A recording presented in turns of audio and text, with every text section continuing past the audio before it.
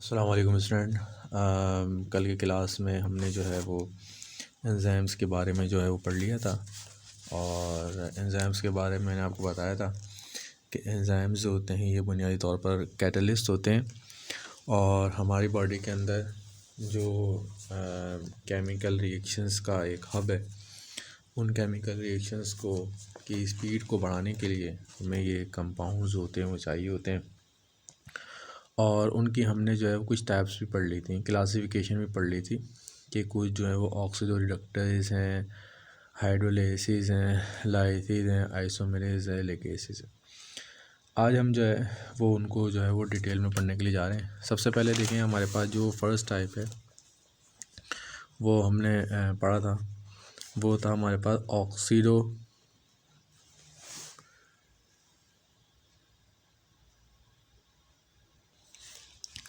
First type जो थी वो हमारे पास थी oxido reductase.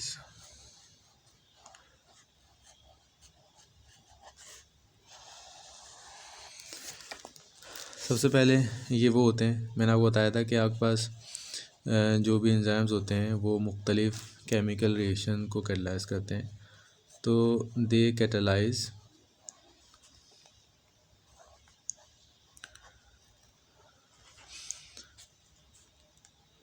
Oxidation and reduction reaction, यानी जो भी आपके पास ऑक्सीडेशन और रिडक्शन रिएक्शन हो रहे हैं, ये उन ऑक्सीडेशन और रिडक्शन रिएक्शन को क्या कर देती है, कैटलाइज कर देती है, उनकी स्पीड ऑफ रिएक्शन को बढ़ा देते हैं। ठीक है, एक सिंपल सी एग्जांपल मैंने आपको बताई थी, कल भी बताई थी कि ये हमारे पास जो है वो एथेनॉल है। ठीक है, और एथेनॉल में जो है जब इसमें से हाइड्रोजन रिमूव होती है, तो ये मैंने आपको चैप्टर नंबर 9 में ही डिटेल में पढ़ा हुआ है कि होता ये है कि जो हाइड्रोजन होती है, ये जो हाइड्रोजन के मॉलिक्यूल होते हैं, इसमें से हाइड्रोजन और इसमें से हाइड्रोजन, ये तो हाइड्रोजन बन के निकल जाते हैं। अब आपको पता है कि ये जो प्रोसेस है रिमूवल ऑफ हाइड्रोजन, ये आपको रिडक्शन का प्रोसेस है। ठीक है, अब इसका जो नाम मैंने आपको लिखना बताया था वो क्या था, अल्कोहल है। एक तो नाम आ जाएगा अल्कोहल, ठीक है, और डी हाइड्रोजीनेस। अब ये क्योंकि डीहाइड्रोजिनेशन यानी हाइड्रोजन इसमें से रिमूव हुई है, तो इसको डीहाइड्रोजिनेशन कहेंगे। तो हम इसका नाम जो है वो डीहाइड्रोजिनेस जो है वो इसमें लिख देंगे। तो ये एक सिंपल सा जो था वो रिएक्शन था। अच्छा, इसके बाद जो हमारे पास नेक्स्ट है वो हमारे पास है हाइड्रोलाइसिस। हाइड्रोलाइसिस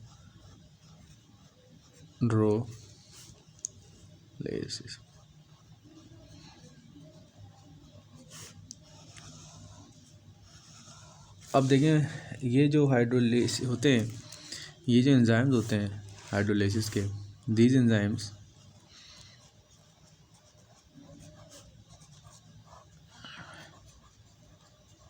कैटलाइज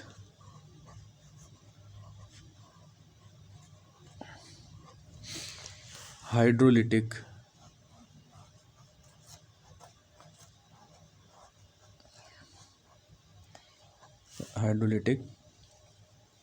रिएक्शंस, यानी जिनके अंदर आपके पास हाइड्रोलिसिस हो रही हो।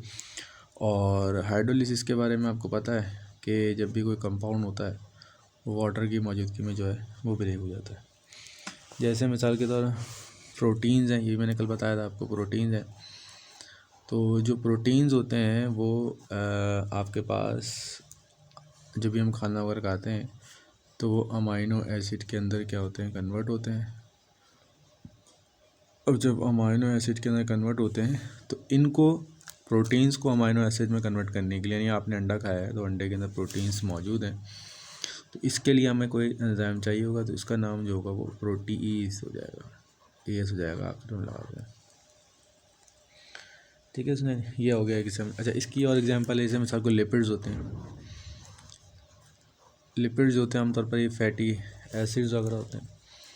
तो लिपिड जो होते हैं जब ब्रेक होते हैं तो ये हमारे पास कुछ एसिड्स बन जाते हैं, यानी ब्रेक होते हैं तो ये कुछ फैटी एसिड्स आ जाते हैं और जो है वो आपको ग्लाइसरॉल जो होता है बन जाता है।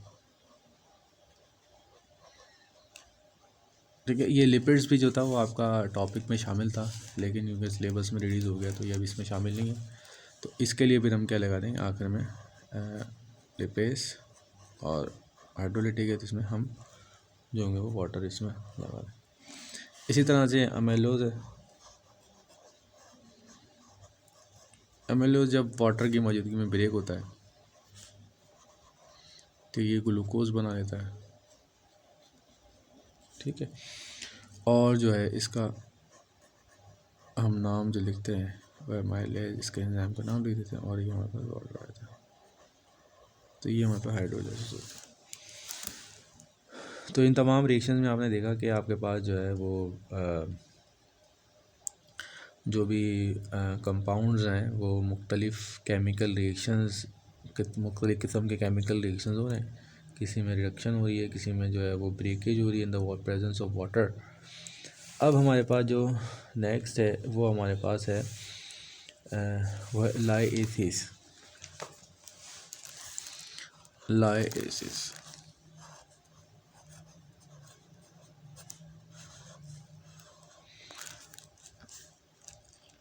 अब ये एंजाइम जो होते हैं, these enzymes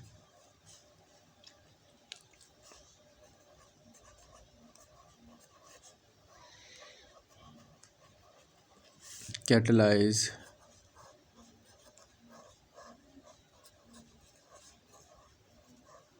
addition of groups to double bond, addition of groups to double bond।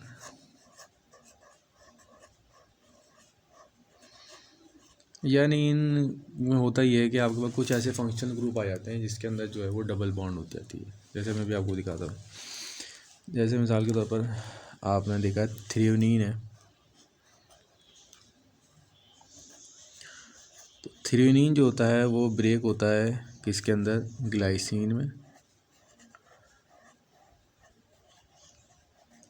और एसिटाल्डिहाइड में।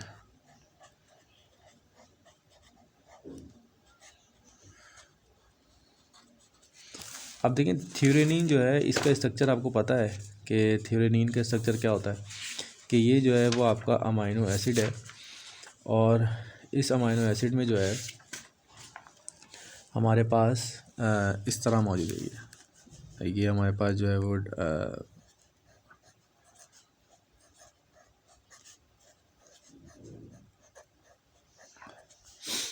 ठीक है, और यहाँ जो होता है वो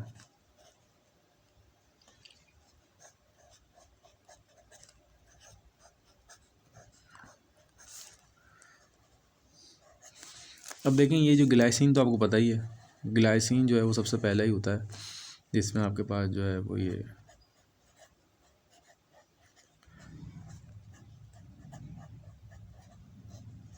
पहला होता है, ग्लाइसिन ब्रेक होता है। अब देखें ये जो हिस्सा नज़र आ रहा है ना, ये हिस्सा एल्डिहाइड में ब्रेक हो जाएगा, एसिटाल्डिहाइड। देखिए इसमें डबल ग्रुप आपका, तो देखिए इसमें जो है वो कंपाउंड के अंदर जो है वो डबल बॉन्ड जो है वो आ चुकी है, तो इसलिए जो है वो हम ये वो कंपाउंड होते हैं जिसके अंदर आपके पास जो, और दूसरी चीज़ ये कि इसमें जो है वो ये आप आमतौर पर जो है वो in the presence of water नहीं होता। ठीक है, तो हाइड्रोलाइसिस जो होता है वो in the presence of water होता है, लेकिन ये वाटर की मौजूदगी में नहीं होता। अच्छा, इसके बाद जो है वो और भी इसके बहुत सारे एग्जाम्पल हैं, जैसे एसीटो एसीटेट है। अब जो एसीटो एसीटेट है तो ये जो है वो एसीटोन में और कार्बन डाइऑक्साइड में कन्वर्ट हो जाता है। अब आप देख लें कार्बन एसीटोन में देखें यहाँ पर जो है वो आपको पता है कि यहाँ पर डबल बॉन्ड होती है। ठीक है, और जब हम इसका नाम लिखेंगे तो ये हो जाएगा ऐसे ही। तो इसका नाम तो शुरू जो आपका सबस्ट्रेट है उसका नाम तो वैसे ही शुरू में आ जाएगा, ये नाम आ गया, ठीक है। और आपको पता है इसमें डी कार्बो ऑक्सिलेज हो रहा है, यानी इसमें कार्बन डाइऑक्साइड रिमूव हो रही है, तो डी कार्बन, ठीक है। अब इसके बाद जो नेक्स्ट है वो है आइसोमेरेज।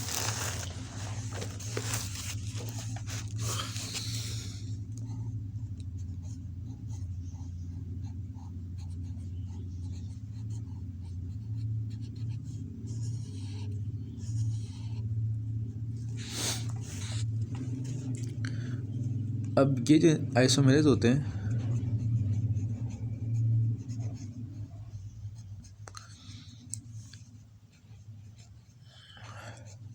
अब देखें आइसोमेरिज्म आपको मैं पहले ही पढ़ा चुका हूँ। आइसोमेरिज्म क्या होता है?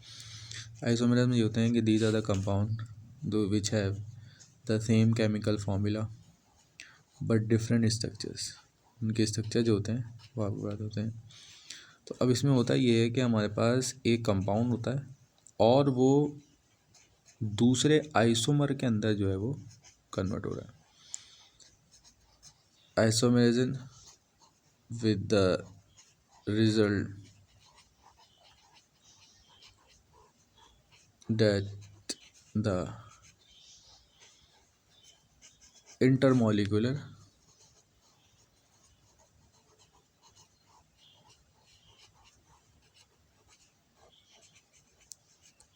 rearrangement take place। अब इसमें देख लेते हैं क्या है। जैसे एल एनिलीन है। अच्छा, ये जो आपके पास कॉन्फ़िगरेशन है एल और डी एल कॉन्फ़िगरेशन, ये मैं आपको डिटेल में पढ़ा चुका हूँ। और एल और एल में आपको पता है कि एच और ओ एच का फ़र्क होता है। अब ये होता है कि एल एलेनिन है तो ये कन्वर्ट हो रहा होता है जिसके अंदर डी एलेनिन के अंदर, ठीक है। अब देखें दोनों कंपाउंड तो सेम ही एलेनिन ही है, लेकिन फ़र्क इसका है एल और डी कॉन्फ़िगरेशन का फ़र्क है। ये एक दूसरे के जो है वो आइसोमर है। और ये इसकी मैंने नाम लिखना मैंने आपको कल ही बता दिया, एलेनिन और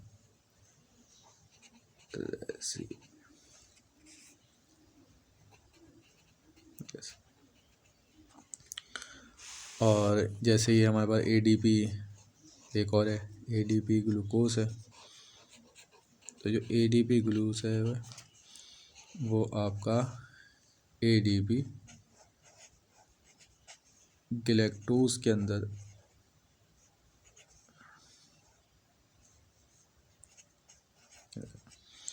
अब आपको पता है कि ग्लूकोज और गैलेक्टोज इनका केमिकल फार्मूला सेम होता है, और जो फ़र्क होता है वो सिर्फ किस चीज़ का फ़र्क होता है कि इसमें एक दूसरे के आइसोमर्स होते हैं, ठीक है। ये हमारे पास जो था वो है।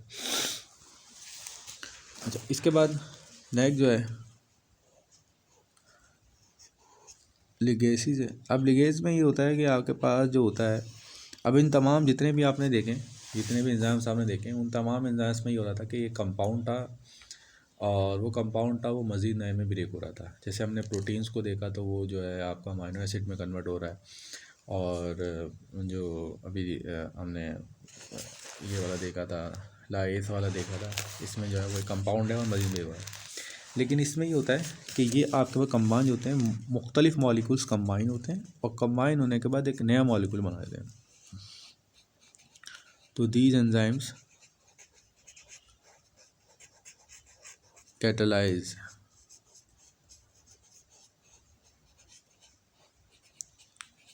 the reaction of condensation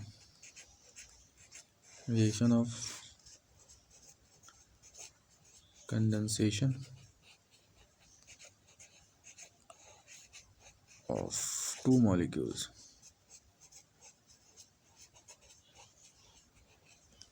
using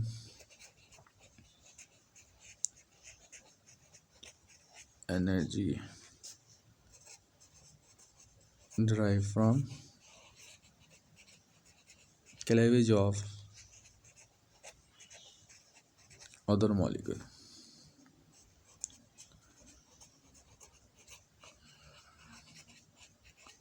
such as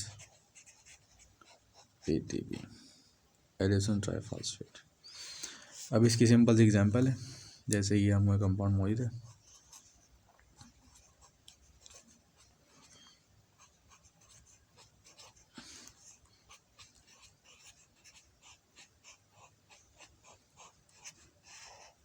अब ये कंपाउंड है, ये कंपाउंड जो है वो कन्वर्ट हो जाता है किसके अंदर, ऑक्सैलो एसीटेट में।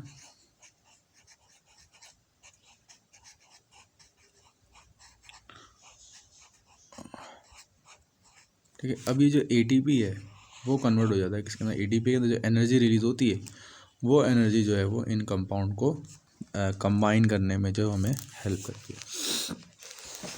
अब इसमें जो है वो आखिरी एक कंपाउंड रह गया, इस आखिरी कंपाउंड आखिरी एक इसको देखें, ट्रांसफेरेज।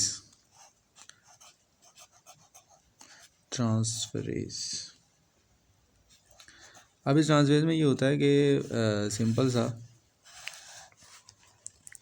these enzymes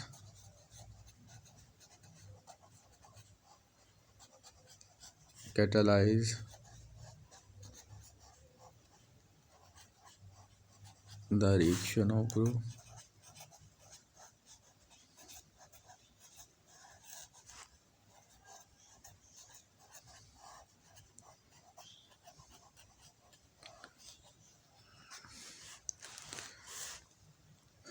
from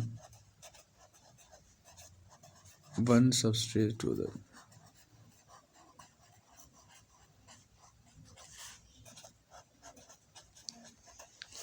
अब इसमें देख लेते हैं क्या है, जैसे एल एस्पर्टिक एसिड है,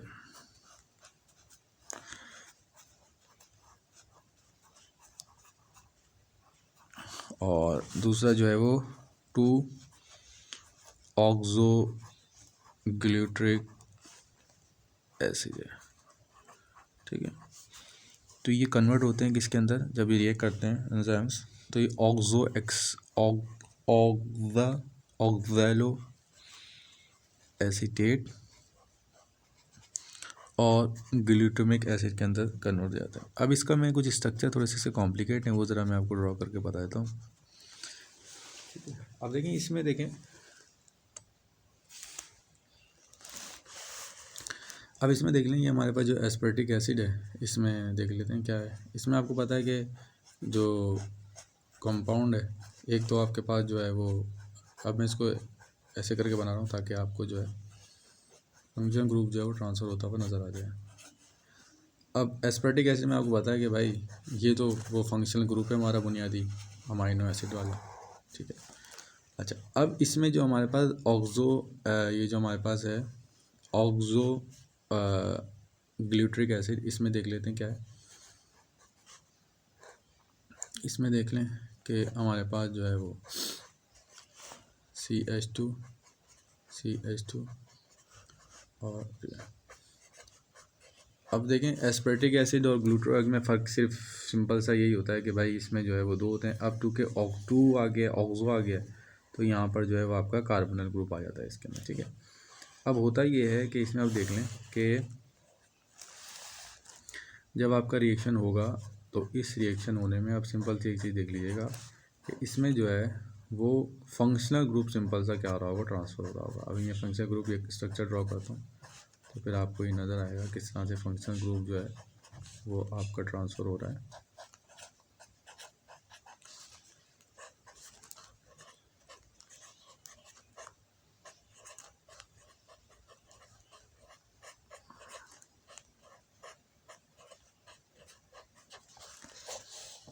अब इसमें देखें, यहाँ पर स्टूडेंट देख लें कि यहाँ जो था, देखें पहले हमारा कार्बोनिल ग्रुप यहाँ पर मौजूद था। अब ये कार्बोनिल ग्रुप जो है वो इसमें पहले देखें, ये दोनों थे, ये जो है वो नज़र आ रहा है, ये और ये पहले कार्बोनिल ग्रुप यहाँ पर था। अब कार्बोनिल ग्रुप इसमें से हट के इसमें ट्रांसफ़र हो गया और NH2 ट्रांसफ़र इसमें हो गया। तो देख लीजिए यहाँ पर क्या आ चुका है, आपका NH2 आ चुका है। इसमें देखें, पहले यहाँ आपके पास क्या था, कंपाउंड वही है, बिल्कुल सेम वही है। ठीक है, यहाँ पर सिर्फ NH2 है, और अब यहाँ पहले यहाँ पर कार्बोनिल था। ठीक है, अब जो है वो यहाँ पर NH2 ग्रुप है। तो इसको हम कहते हैं, ये वो होते हैं जिसके अंदर आपके पास जो फंक्शनल ग्रुप ही क्या होते हैं, कंपाउंड के ट्रांसफर हो जाते हैं। तो इंशाल्लाह नेक्स्ट क्लास में फिर आगे हम इसको डिस्कस करेंगे।